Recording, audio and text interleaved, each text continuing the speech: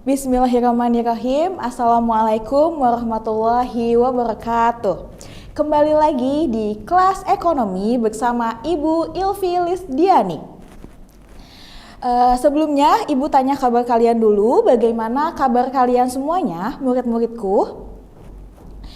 Sebelum kita memulai pembelajaran, alangkah baiknya kita mengucap basmalah. Oke. Kita akan mulai materi ekonomi. Jangan lupa disimak video pembelajarannya. Oke, baik. Materi kali ini adalah bank dan uang.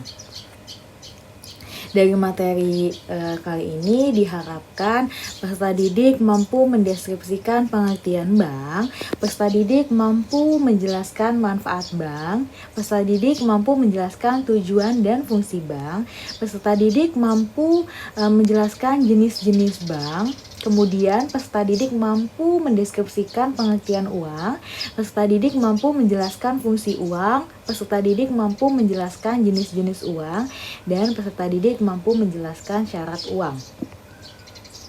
Oke, pengertian uang adalah alat tukar yang memiliki standar pengukur nilai yang sah yang dikeluarkan oleh pemerintah. Baik, uang itu bisa terbagi menjadi dua ya, uang kartal dan uang giral. Uang kartal itu seperti uang yang digunakan sehari-hari kita, bentuknya seperti uang kertas dan uang logam.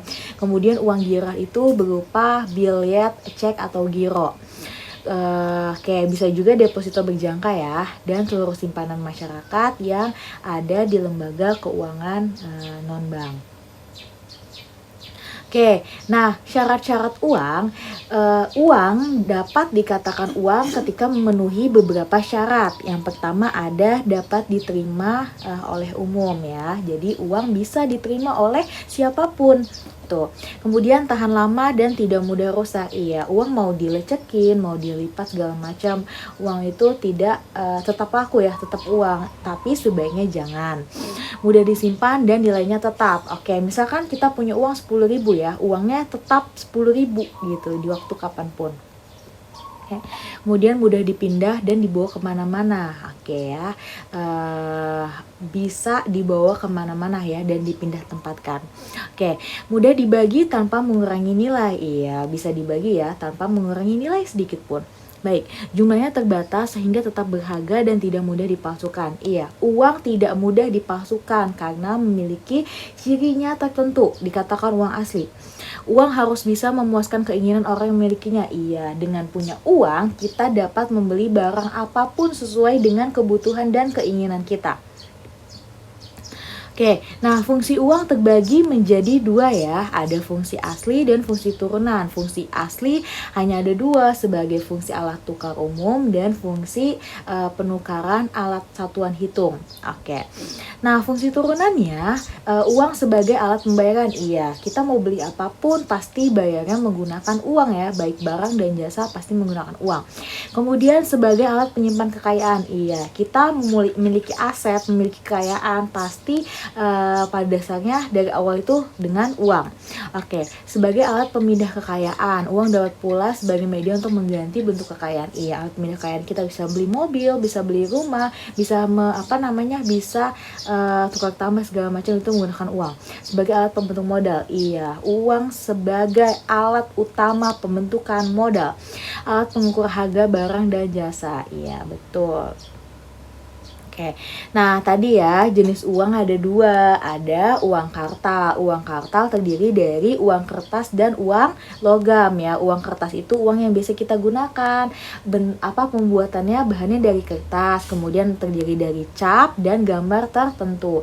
Oke, terus uang logam. Uang logam bahannya itu dari logam, emas maupun perak ya gitu. Nah di situ juga ada cap ya dan gambar tertentu. Oke, nah kalau uang giral adalah uang yang diterbitkan oleh Bank Indonesia berupa kalau misalkan uang kartal tadi diterbitkan oleh Bank Indonesia, kalau uang giral diterbitkan oleh bank umum, dia berupa cek atau biljet ya, atau deposito giro. Oke. Nah, pengertian bank menurut Undang-Undang RI nomor 10 tahun 1998, tanggal 10 November 1998, tentang perbankan yang dimaksud adalah bank adalah badan usaha yang menghimpun dana dari masyarakat dalam bentuk simpanan dan menyalurkannya kepada masyarakat dalam bentuk kredit ataupun bentuk-bentuk lainnya dalam rangka meningkatkan taraf hidup rakyat. Oke, jadi bank ini adalah suatu lembaga yang dapat menghimpun dana dari masyarakat berupa bentuk simpanan. Jadi masyarakat nabung ya ke lembaga ini. Nah, kemudian disalurkan oleh bank kepada masyarakat melalui kredit ya atau pinjaman. Oke, nah ada di sini ada beberapa poin manfaat bank ya. Menghimpun dana, menyediakan berbagai fasilitas dalam negeri hingga luar negeri, hadirnya layanan pinjaman yang mudah, kemudahan, beragam layanan produk, kemudian solusi berinvestasi dan mendorong kebiasaan menabung. Oke, ada tujuan dan fungsi bank ya. Tujuannya menunjang pelaksanaan pembangunan nasional dalam rangka meningkatkan pemerataan, pertumbuhan ekonomi, dan stabilitas nasional ke arah peningkatan kesejahteraan hidup rakyat. Oke, fungsinya adalah tadi ya, menghimpun dana dari masyarakat dan menyalurkannya kembali kepada masyarakat.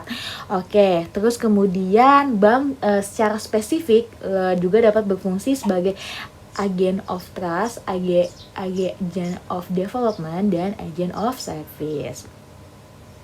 Oke, nah jenis-jenis bank ada 3 ya. Yang pertama, bank sentral, terkenal dengan Bank Indonesia ya.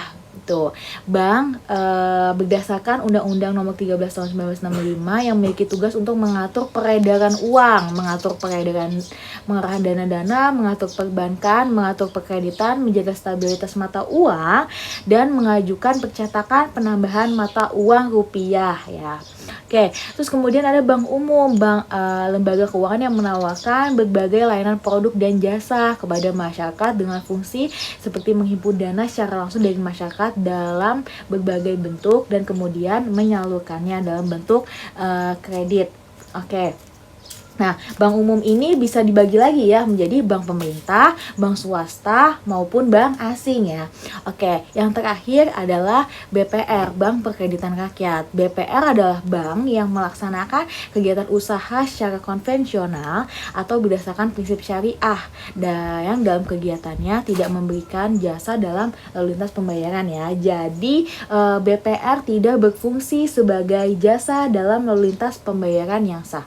Sekian video pembelajaran hari ini. Semoga kalian suka dan semoga ilmu yang telah disampaikan di dalam video pembelajaran ini bermanfaat untuk kalian semua.